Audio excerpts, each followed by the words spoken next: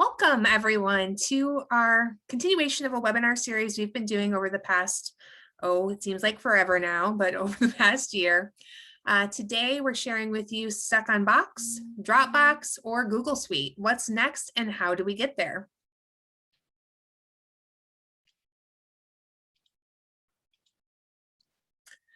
For those of you that don't know me, I'm Kelly Sinicola, Executive Vice President over Professional Services here at Ferrilli. You've all come in on mute, so feel free to ask any questions in the chat window as the presentation goes on. If we don't answer your question right in the moment that you ask it, we will have time at the end for questions. Everyone's coming on mute. Please stay on mute until the end. Again, Paul does have some time designated at the end of this presentation for questions, so then we'll ask everybody to come off mute if you want to ask your questions that way. Feel free to take lots of notes as Paul is presenting. However, do know that we'll send a link to the recording following this webinar for your reference. So you don't have to scribble down everything. Today, presenting, we have Paul Ludemeyer. He's the director of our Security, Cloud, and Infrastructure practice here at Ferrilli. He hails from the great state of Washington. So as those of you know that have worked with Ferrilli, we have people all across the country. Then we also have Eric Plotzman, a fellow Michigander on, and he's going to be providing support for questions and advice along the way. So thank you for sharing with us today, Paul, and take it away. Thank you, Kelly. I appreciate that. Once again, my name is Paul Ludemeyer. I've been with Ferrilli now for almost 2 months. I come from both the private sector and higher ed. My last job, I worked for a regional university in Eastern Washington. And my responsibilities there was to take them from an on-prem university, they were 100% on-prem, to a cloud university. And when I left about 3 years later, they were right around 85–90% in the cloud. So I do have extensive, little over 10 years experience working in the cloud. I'm also certified. I'm an AWS Solution Architect Pro. So definitely, as we go through this afterwards and later on, feel free to reach out. Happy to help any way I can. So what are we going to be talking about today? The main aspects of this is how cloud data storage has evolved, what the current state of it is right now with regards to capacity and pricing, what options you have for migrating that cloud data. So you've got it all up there. You may not be liking where the pricing's going or any data caps that are coming in. What can you do with that data? And then hopefully we're going to be helping you to be able to make informed decisions on what that path forward looks like. If you're attending this presentation, there's a good chance that you are using one of the main cloud storage solutions out there, like Box, Dropbox, or Gsuite. With these, I'm sure you're hearing or you're even experiencing that price increases are coming. Both Box and Gsuite have made announcements. Dropbox, the reason I don't mention too much about that is it's generally one of the more expensive solutions anyways. And my personal experience from working with them is that they really are tailored for that individual or corporate style environment, just based on the amount of storage they give you and the pricing models they have. As with anything that's cloud related, and this is absolutely my experience with it, because of its availability, its ease of use, and the aspect that you're not sitting there having to purchase new shelves for your SAN or even a new SAN environment completely, the data going out there and being stored is exponentially increasing. So you probably have extensive amount of data in your chosen solution. With the increased pricing, and we'll get into that later, you may be unable or you just may be unwilling to pay those upcoming subscription licensing, whether it's a month-to-month or a 3-year type model. And with that, you're not sure how to change solutions. Start things off, let's talk about Box. In my research, I came across what I feel is a pretty interesting survey from JP Morgan. And yes, this has to do on the corporate side, but I put this in here because from my experience, corporations generally have a increased revenue stream. They have the ability to have larger IT budgets. That spending isn't necessarily an issue. It still has to be maintained or monitored. But what JP Morgan found is that corporate CIOs were looking to reduce their box spending by 10% in 2020. And for reference, only the IBM cloud was lower. For those that don't know IBM cloud, it's more of a niche cloud market. So it doesn't surprise me that it's at the bottom, because I really didn't have much interest in that for the people I was working with before. But the fact that the corporations are wanting to get off a box, that only means in my mind that as higher ed, it's going to increase. And that means these corporations were seeing those price increases. And if you go look at the data, they absolutely were. So the price increases they were seeing, higher ed is now going to be seeing. If you do a quick Google search, you can come across these, but there are some rather large universities out there that upon the renewals, they've seen over 3,000% increase over a 3-year span. I don't know about you, but that's pretty drastic and would make me want to consider moving to a new solution. And what's the driver for this? It really comes down to that unlimited storage aspects. Box and like Gsuite, they got you in, they wanted more customers, they wanted people using their service. Well, now they're at the point where people are using the service a little too well. So they're having to reduce that storage capability. And what Box has announced is that they're moving to a tiered storage model, and it's completely based on the number of users you have. So as an example, if you have up to 1,000 users, and it doesn't matter what type they are, just 1,000 named accounts, you get 113 terabytes of data. That's pooled data shared across those 1,000 accounts. The next tier is that 1,001 to 2,500. They bump it up to a max of 235 terabytes. They do reduce the price at each tier, but as you can see, what used to be unlimited for a set price, you're now going to be potentially paying thousands or hundreds, thousands or more based on your usage. And as we've talked about, storage in the cloud is only getting larger. So let's go ahead and talk about Dropbox. Even though I said this is more of an individual or corporate/business type solution, the main reason is it's very expensive compared to the others. It does have some limitations that Box and Gsuite even don't have, and that's the amount of storage they give you. Based on this example, you can see if you had a team of 300, each user would get approximately 15 gigs. That comes out to 4.5 terabytes that's shared for all those users. It really doesn't get any better the more users you have. If you have 1,000 users, they still get about 15 gigs per user. In this day and age, with the way students are so savvy in using cloud solutions, especially on the storage side, 15 gigs gets eaten up pretty quick. I know from experience, you can get increased deals from Dropbox if you negotiate or you have a larger offering for them, but the pricing is not very friendly. So what's going on with Google G Suite?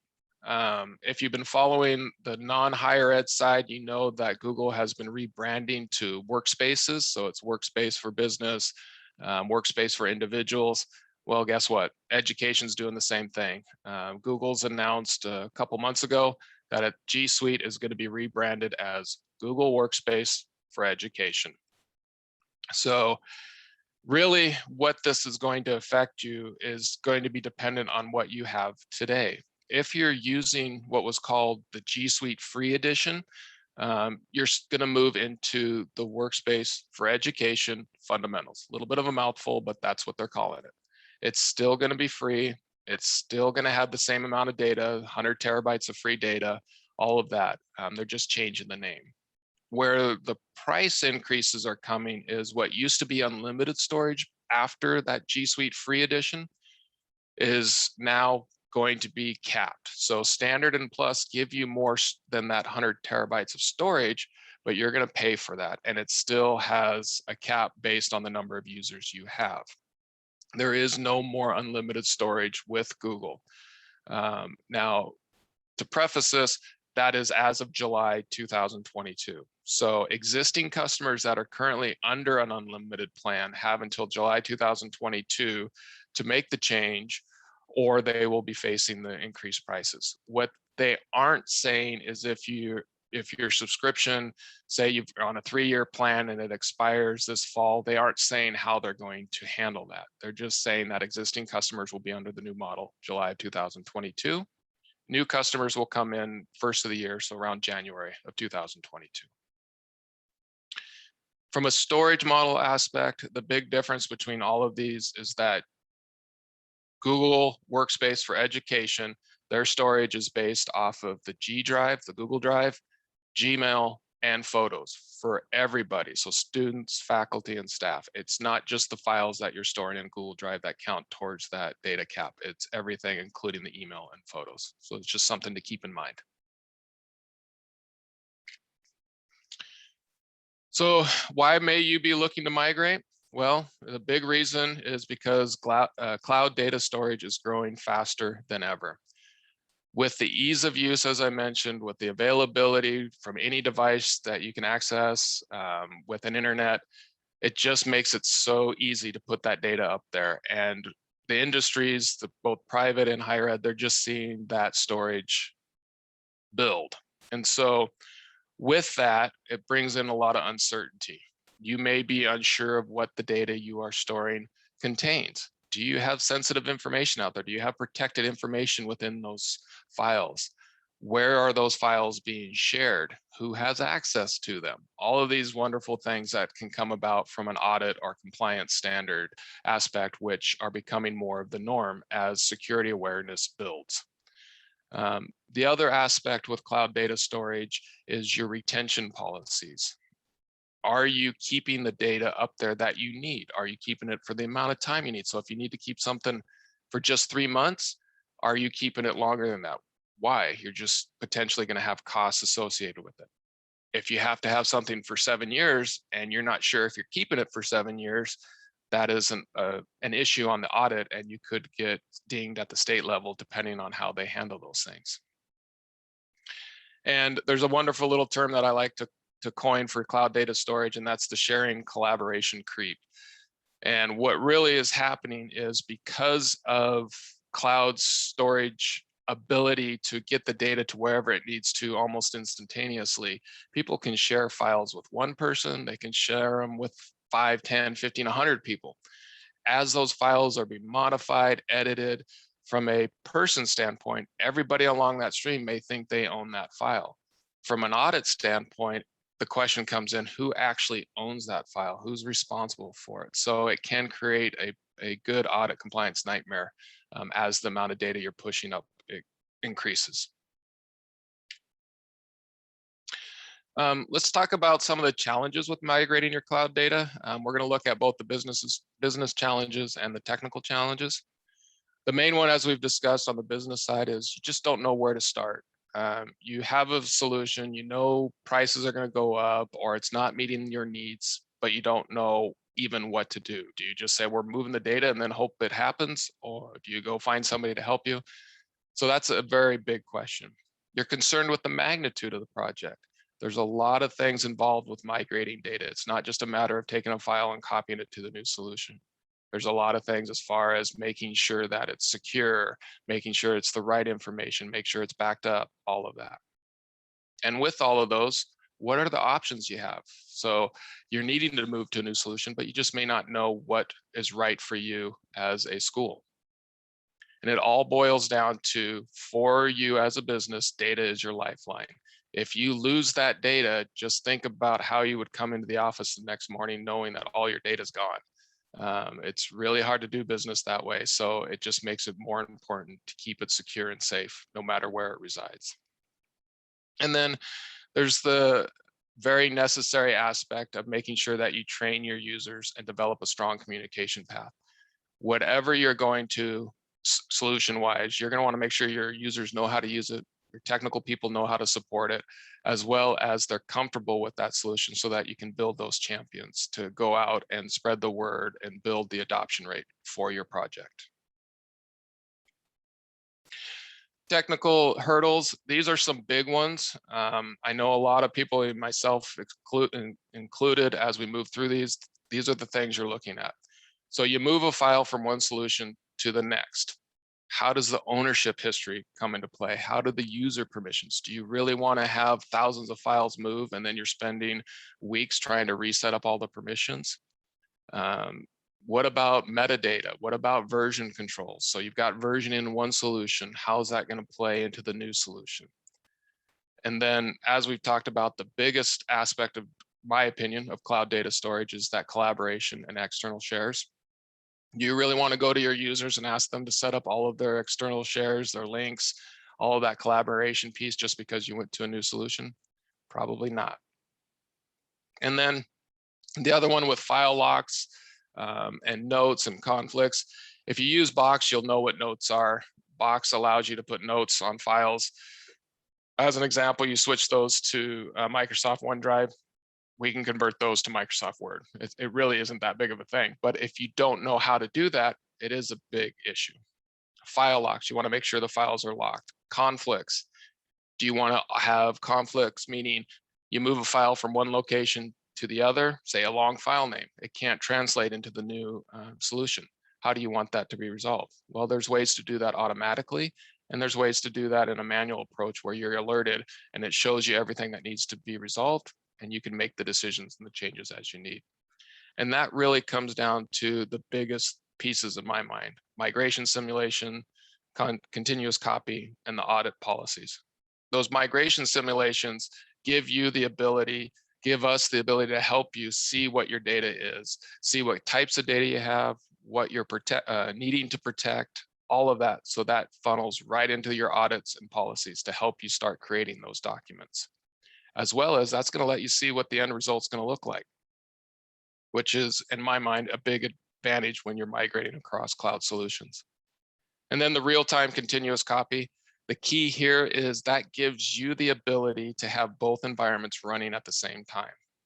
You can have your users be accessing the files they need to, and the solution, the software, is monitoring those changes and replicating them across while the data is migrating as well. So that gives you the less hassle for your users, less you have to be worried about because, well, is it in the old solution or is it in the new? And then it also gives you the ability to grandfather that old solution instead of just having a hard cut at the end of the migration. You can say we've got 30 days, 60 days, 90 days to have that available just in case something comes up, just in case somebody missed something. The software is going to sit there and be monitoring for any changes. As soon as they happen, it's going to be replicating it across. This one I put in here, it used to be back in the day with cloud, anybody that said cloud, everybody's like, oh yeah, you're going to migrate to the cloud, but then in 6 months or a year, you're going to be right back on-prem. That's really, especially with cloud data, no longer a thing. And the reason for that is availability, security, and redundant. So highly available, highly secure, fault tolerant. Can we really compete on premises with cloud solutions from that aspect? Maybe if you have unlimited resources, but then if you get into the technical weeds on that, even with unlimited resources, just think of what you're going to have to spin up so that your users have the same experience that they get from the cloud. You have the same security, all of those aspects. Then it comes down to what are we putting that storage solutions out there for? Yeah, we need to store internal data, but it's also for our students to use. We need to keep them happy. They know what they like. They are going to be happier with a cloud-based solution than an on-premises solution. That's my opinion. And then from a budgeting standpoint, for those of us that have had to deal with budgets and CapEx and OpEx, I never liked going and having to ask for 400, 500, 600,000 because I needed an additional capacity for my SAN. And then a year later, I'm right there asking for more money. It was never a fun conversation. So with OpEx, yes, you need to watch that monthly outflow or that yearly outflow, but it's easily more correlated with your user base, your usage base. You can say, okay, my costs went up because of the amount of data we're storing or the amount of users we have. Oh, it went down because we don't have as many users, and so forth.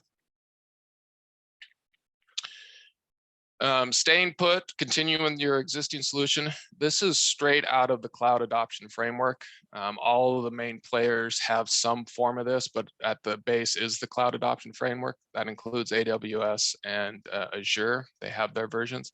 And what it really is intended for is to walk you through what it means to either migrate to the cloud or change cloud solutions. There's a lot of questions to be asked, a lot of discovery to work, and then based on that, you come to your decisions.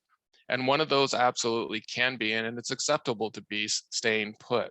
And the main reasons that this decision is usually made, from my experience, is that the IT department or the school have so many projects ahead of it that are higher priority, bigger, take more resources, that you just can't fit that cloud migration in.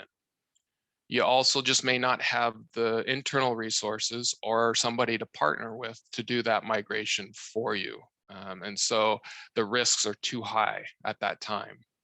And then finally, based on what you know of your students, of your faculty, of your staff, you just may feel people aren't just going to be ready for that change. It may just be too much of an issue trying to move that through, which is, like I said, it's perfectly okay. The one aspect, and we'll get into this, is that there are some pros and cons when making this type of decision. If you stick with your same solution, these are what I feel the three biggest advantages for that. Your users, your students, your faculty and staff, they don't have to learn a new solution because there isn't one. They're still using Box, they're still using Gsuite, well, Google Workspaces, same thing, or whatever solution you have, they don't have to learn anything new.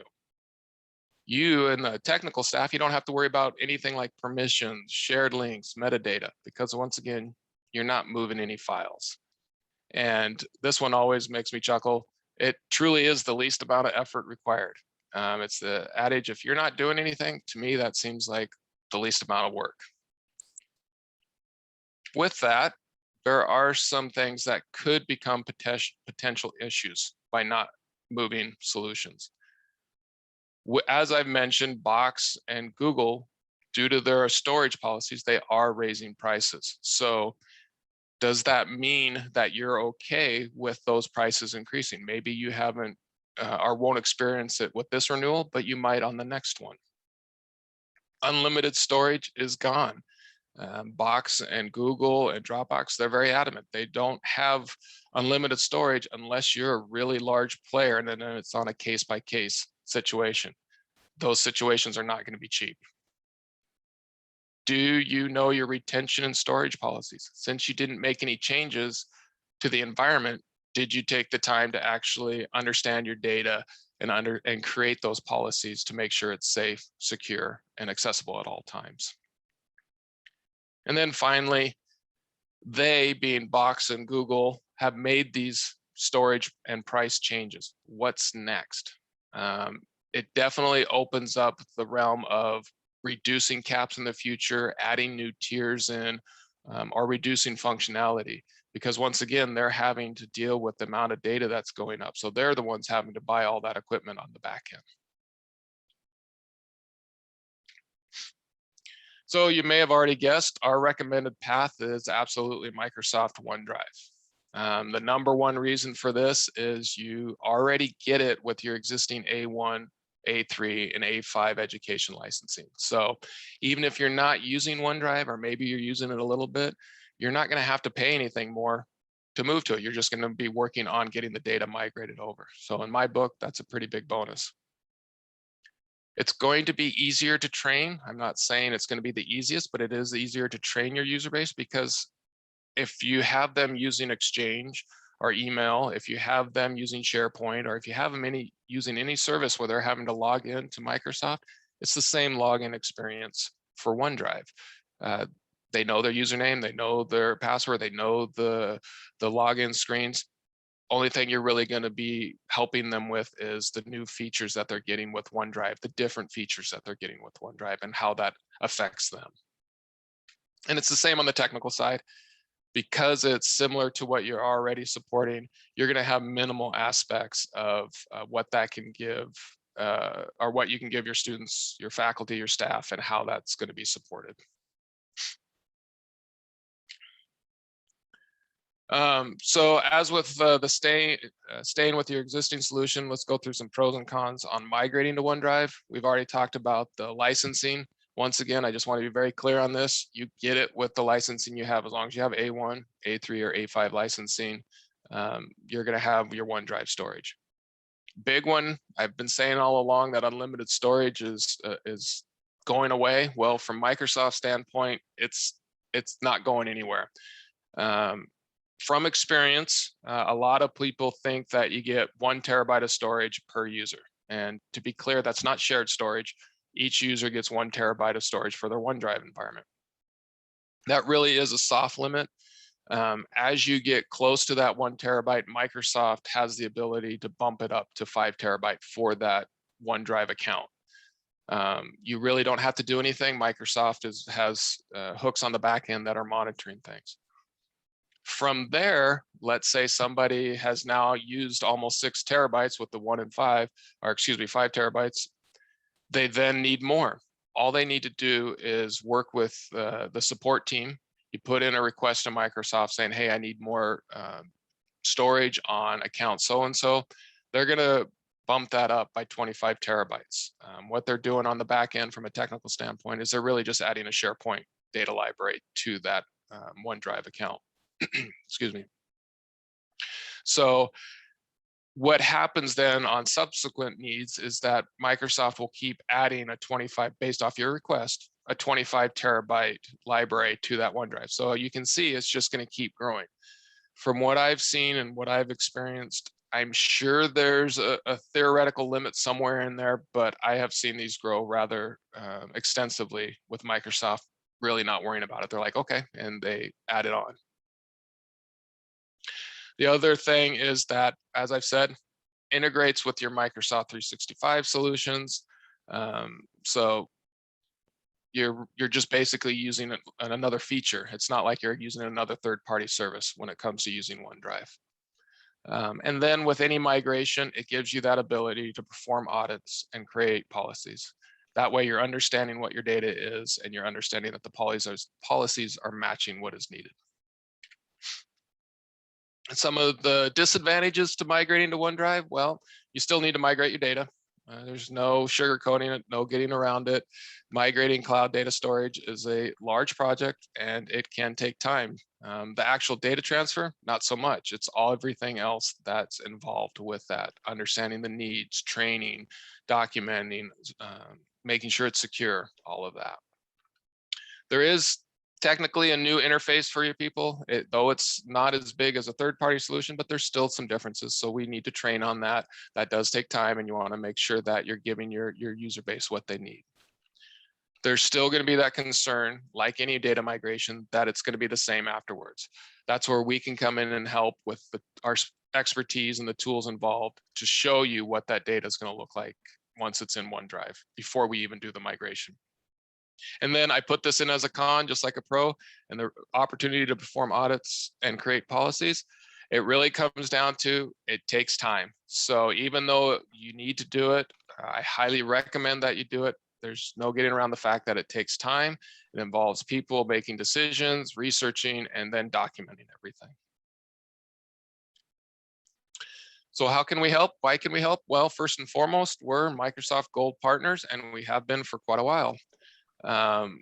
This means that we have the expertise, the certified experts, to be able to understand what your needs are, ask the right questions, and make sure that your data is migrated in the best way possible.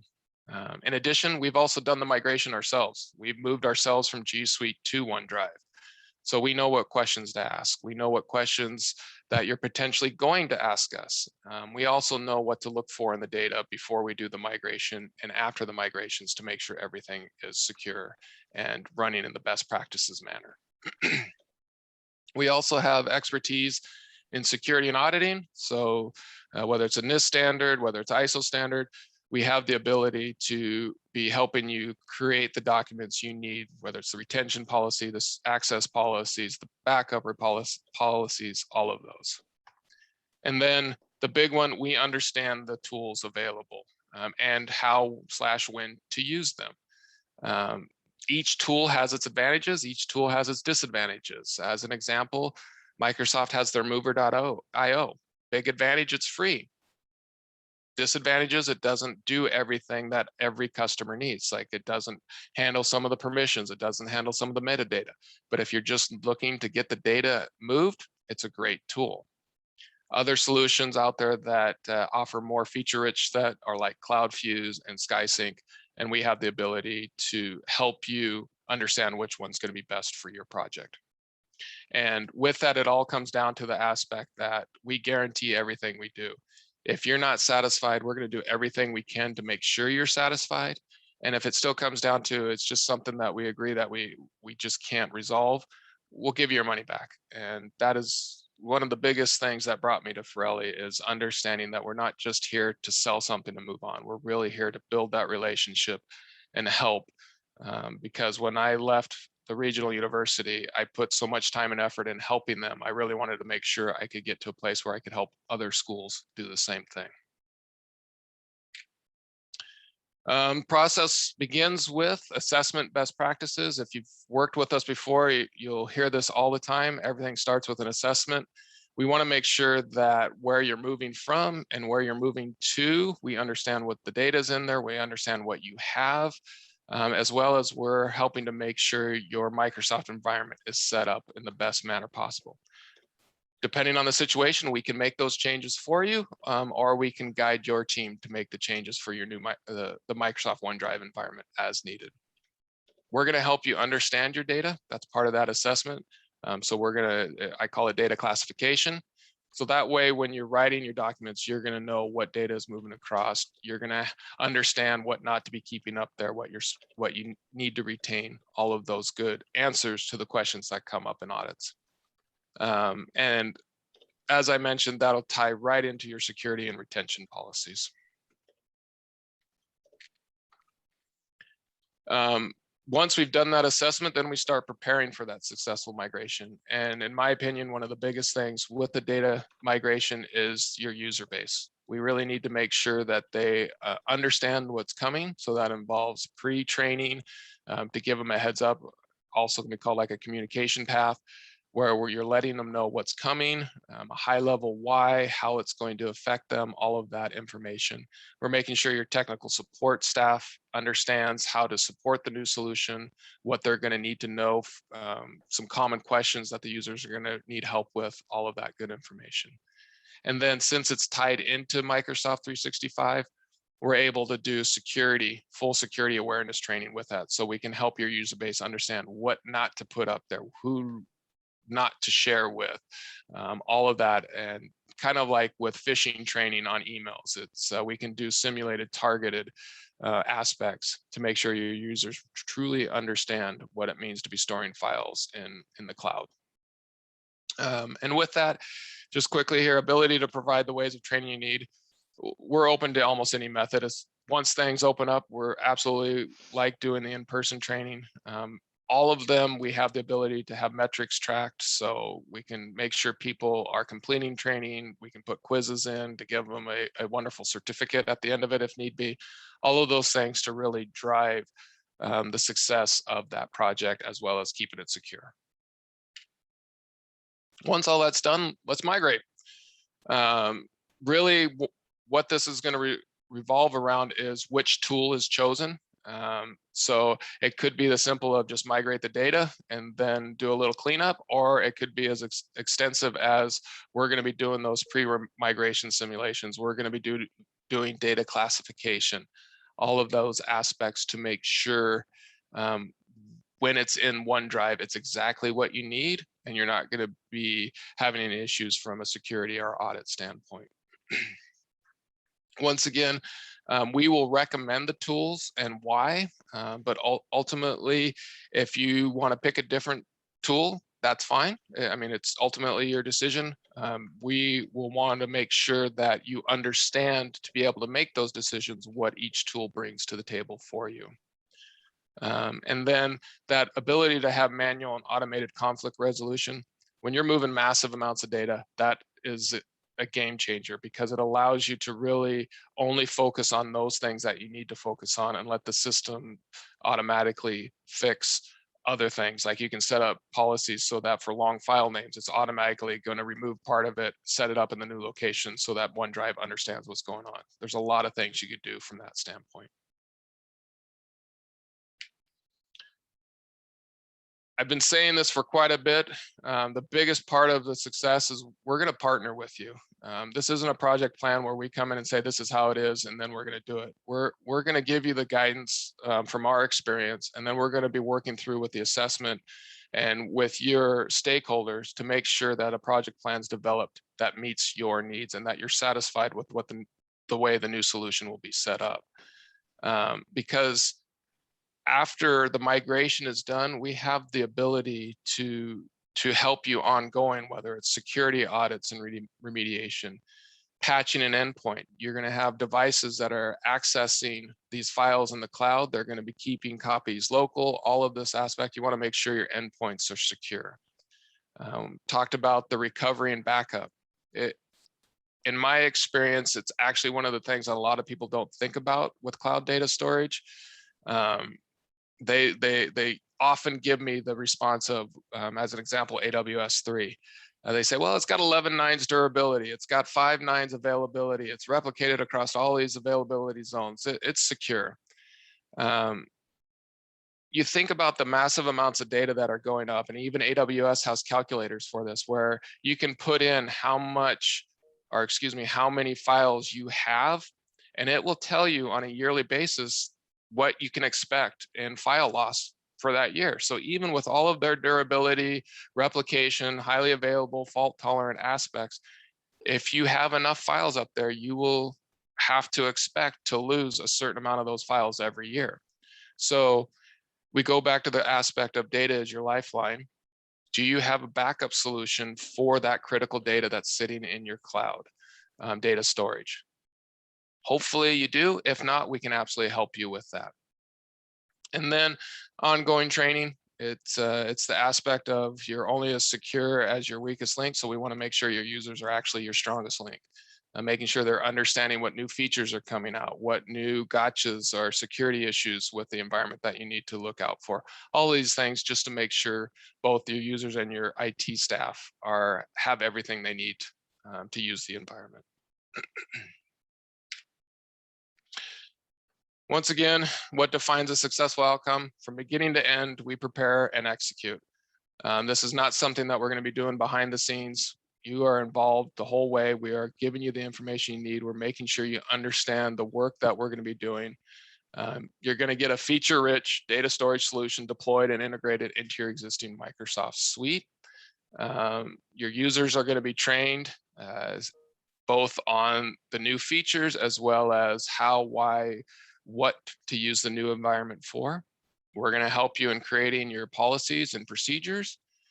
So that way, when you get those audits, you have the documents to fall back on and say, look, we're good.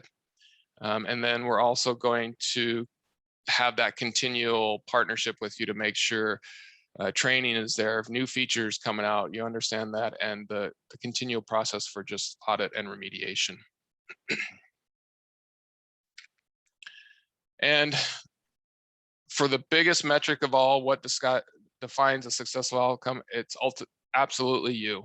It goes back to our money back guarantee. It goes to what Rob Ferrilli is saying here. At the end of the day, it's about helping people. Once again, that is the reason I came to Ferrilli. That's the reason that got me away from the university, is that I knew I could help or go to an organization to help the same way I was doing for my former college. So we absolutely are here for you. We want to make sure that this is something not to be feared, that you understand all of the aspects that are involved, and that hopefully we're passing on some knowledge with all of this, so that if something of this comes up down the road, you have an idea of what that framework is, that cloud adoption framework, that thought process is for making that transition, whether you need to move something else to the cloud or you need to migrate another solution. My final thoughts, there's no getting around it. I've been through so many major changes, both in the private sector and the higher ed. Change is hard. It's hard for the IT staff. It's hard for the executives. It's hard for the users. It's hard for the students. So we really want to work to help alleviate that stress for everyone involved. That just comes down to making sure you understand what you're moving to and why, so that we are giving you the knowledge and the understanding to make sure that it is a true success. It's the age-old adage, you plan for success. We're going to help choose the right path for you. We're going to train and communicate to any and everybody involved. We're going to then plan and execute that plan, and then provide that ongoing support, as I've mentioned many times. You will know before you start, or before we start the work, excuse me, what your options are. We aren't going to steer you any way, any one direction, until we know what you're looking for and what your requirements are. Then we're going to give you the best options based off of that, and then work with you to come to that decision. And that really comes down to what you have today, what you don't like about it, what you need, and what you want to have in the new solution. One really cool thing, I put this in here, unlike Box, unlike Google, unlike Dropbox, there really are two main players in cloud, and that is AWS and Azure. And due to their size, due to their established presence as far as having all the equipment already, there really is a race to the bottom in that pricing model, which for us is a phenomenal thing. From my experience, instead of worrying about if a price is going to go up, that price is actually going to go down. As an example, AWS releases new services all the time, and they're generally cheaper than the one that it's replacing. And to be honest, they're not really replacing the solution. They're just adding a new one, letting customers continue on the old if they want. As they start moving away and nobody's using it anymore, sometimes they'll retire it. But there's a lot, I think last count, there's almost 5,000 services now in AWS. So for some reason, good for us, they don't always get rid of them. And then with that, AWS and Azure are extremely friendly to higher ed. It's not just the aspect of one is better than the other. They are competing. They want your business. They want to keep your business. So they're constantly working to make sure that you have the best pricing possible and the best solutions for what you need. And with that, that ends my presentation. So we will open it up for questions. Really appreciate you guys taking the time to walk through this with me. Thank you.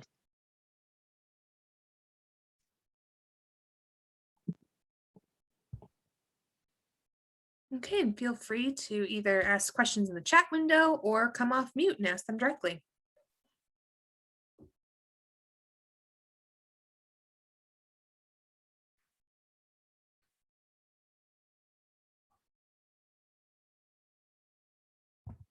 And perhaps while folks type, Paul, I'll ask a question that was asked in an earlier session. Sure.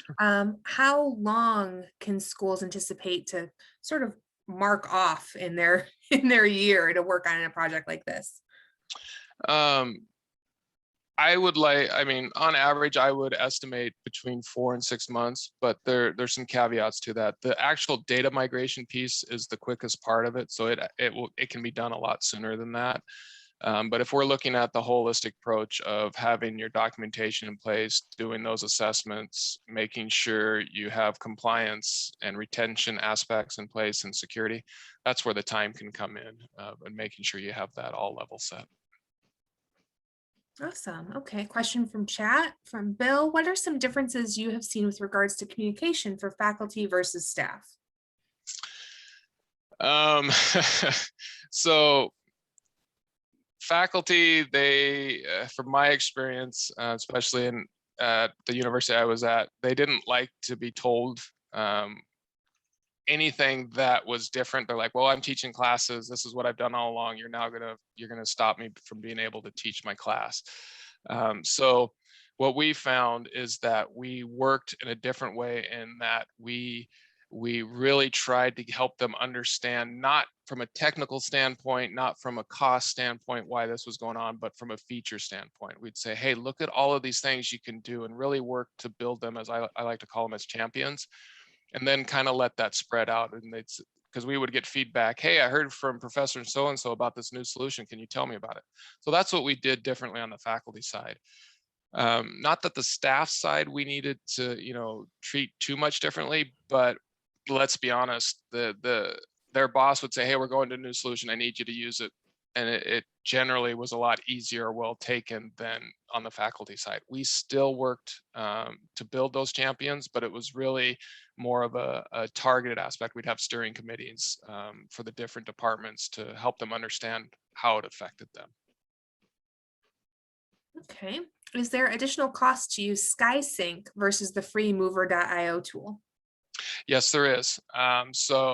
SkySync does have a subscription model, and it can vary depending on the scope of work, the number of accounts being migrated. But yes, there is a subscription cost both for CloudFuse and SkySync and some of the others that are out there. Mover.io, it's free.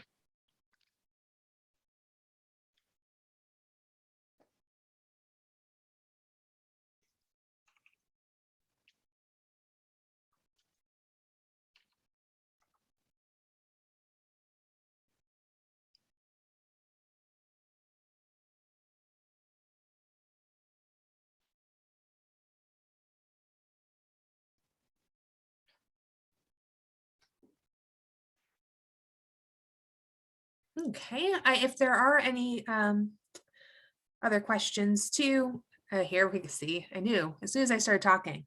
Do you manage migrations other than Gsuite, such as Syncplicity? The short answer is yes, we can. Most of the ones that we see are the box are the workspaces for education. I got to practice saying the new name.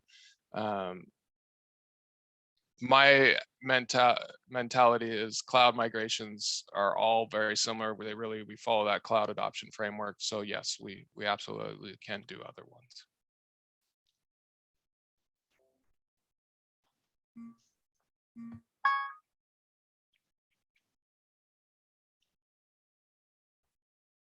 Okay.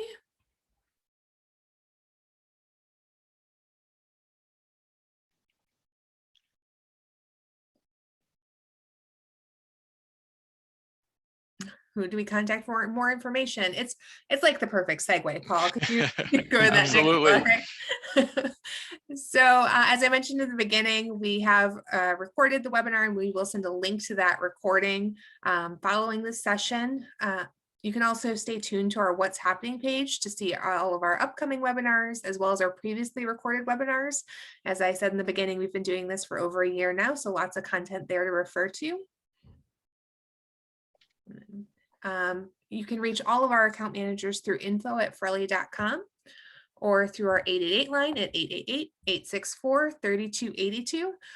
We're always open for a call. We're always open for a discussion. We're a very opinionated group that is more than willing to share all of those opinions with you guys. So that info@ferrilli.com will connect you directly with an account manager, and we can set up a discovery call that's complimentary, just to talk about your specific needs at your institution and what that means for you moving forward.